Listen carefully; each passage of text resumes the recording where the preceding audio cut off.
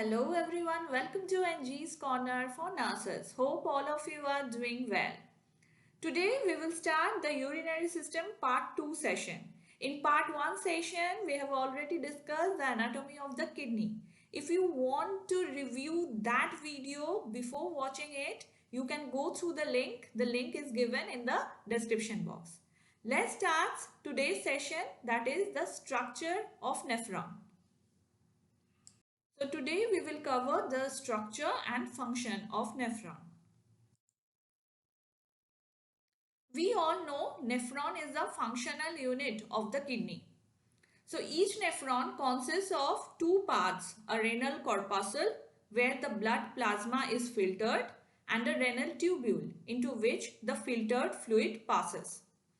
The two components of a renal corpuscle are the glomerulus, that is the capillary network, and the glomerular capsule, which is also known as Bowman's capsule, a double-walled epithelial cup that surrounds the glomerular capillaries.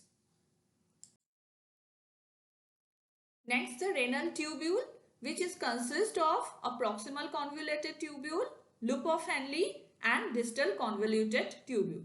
The proximal denotes the part of the tubule attached to the glomerular capsule and the distal denotes the part that is further away. Convoluted means the tubule is tightly coiled rather than straight. Okay. Next, the renal corpuscle and both convoluted tubules lie within the renal cortex and the loop of Henle extends into the renal medulla, makes a hairpin turn and then returns to the renal cortex. The distal convoluted tubules of several nephrons empty into the single collecting duct.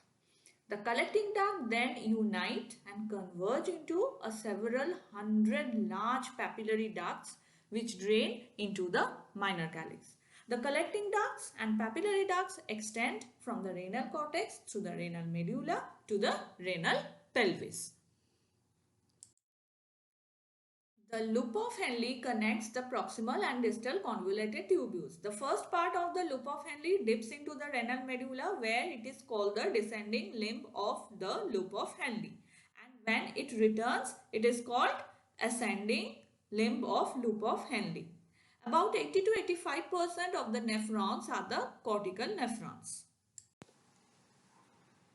So in cortical nephrons, renal corpuscles lie in the outer portion of the renal cortex and have short loops of Henle that lie mainly in the cortex and penetrate only into the outer region of the renal medulla.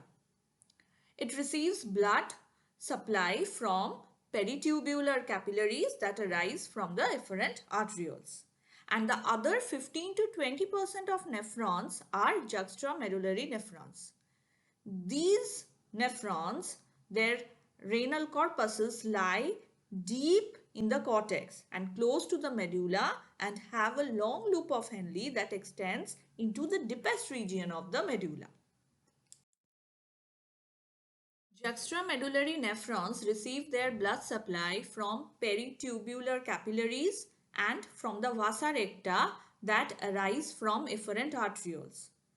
And the ascending limb of the loop of Henle of juxtamedullary nephrons consists of two portions, a thin ascending limb followed by a thick ascending limb. The lumen of the thin ascending limb is the same as in other areas of the renal tubule. It is the epithelium is thinner. Next, coming to the histology of nephron and collecting duct. A single layer of epithelial cells forms the entire wall of the glomerular capsule, renal tubule and ducts. Let's start with glomerular capsule. It consists of visceral and parietal layers. The visceral layer consists of modified simple squamous epithelial cells which are known as podocytes, and the parietal layer consists of simple squamous epithelium and form the outer wall of the capsule. Fluid filtered from the glomerular capillaries enter the capsular space, the space between two layers of the glomerular capsule. Next, coming to the renal tubule and collecting duct. In the proximal convoluted tubule, the cells are simple cuboidal epithelial cells with a prominent brush border of microvilli on their apical surfaces. And the descending limb of loop of Henle and the thin ascending limb of loop of Henle are composed of simple squamous epithelium. The thick ascending limb of loop of Henle is composed of simple cuboidal to low columnar epithelium. In each nephron, the final part of the ascending limb of the loop of Henle makes contact with the afferent arteriole serving that renal corpuscle. Because the columnar tubule cells in this region are crowded together and they are known as the macula densa. Macula densa, the wall of the afferent arteriole, contains modified smooth muscle fibers called juxtaglomerular cells. Together with the macula densa, the juxtaglomerular cells constitute the juxtaglomerular apparatus.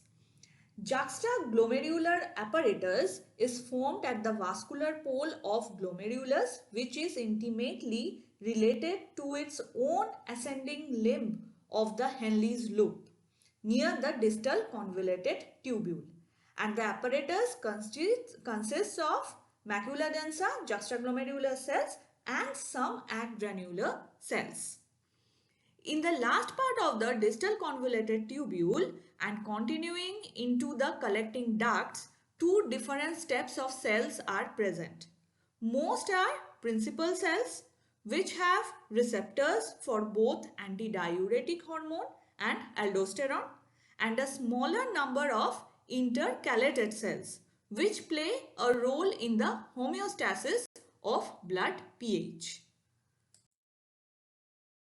The collecting ducts drain into large papillary ducts which are lined by simple columnar epithelium, and the number of nephrons is constant from birth. So please pause for a while and go through this slide. It is the picturization of the histological structures of renal tubule and collecting duct, which we discussed in last few slides. So in the first picture, in proximal convoluted tubule, there are simple cuboidal epithelial cells with prominent brush borders of microvilli. We can see here. Second one is the descending limb and thin ascending limb of loop of Henle, and there are the simple squamous epithelial cells. In third picture, we can see in the thick ascending limb of loop of Henle, there are the simple cuboidal to low columnar epithelial cells. And in fourth picture, there are the simple cuboidal epithelial cells in the distal convoluted tubule. And in last picture, there are the simple cuboidal epithelium consisting of principal cells and intercalated cells, which we can see in the last part of distal convoluted tubule and all over the collecting duct.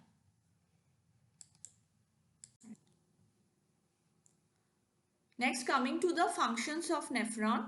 The nephrons work through a two-step process. The glomerulus filters blood and the tubule returns the needed substances to blood and removes waste. Let's see the function of each part. First is glomerulus. It filters small solutes from the blood. Then the proximal convoluted tubule reabsorbs iron, water and nutrients and removes toxins and adjusts filtrate pH. Next, descending loop of Henle, aquaporins allow water to pass from the filtrate into the interstitial fluid. Then ascending loop of Henle reabsorbs sodium and chlorine from the filtrate into the interstitial fluid. Next, distal tubule selectively secretes and absorbs different ions to maintain blood pH and electrolyte balance, and the collecting duct reabsorbs solutes and water from the filtrate. Next part of this topic will coming soon. If this content is useful for you, then please put a like and share it with others. And for getting more videos like this, you can subscribe NG's Corner for nurses. And for any queries or suggestions, you are most welcome to comment. Thank you for listening.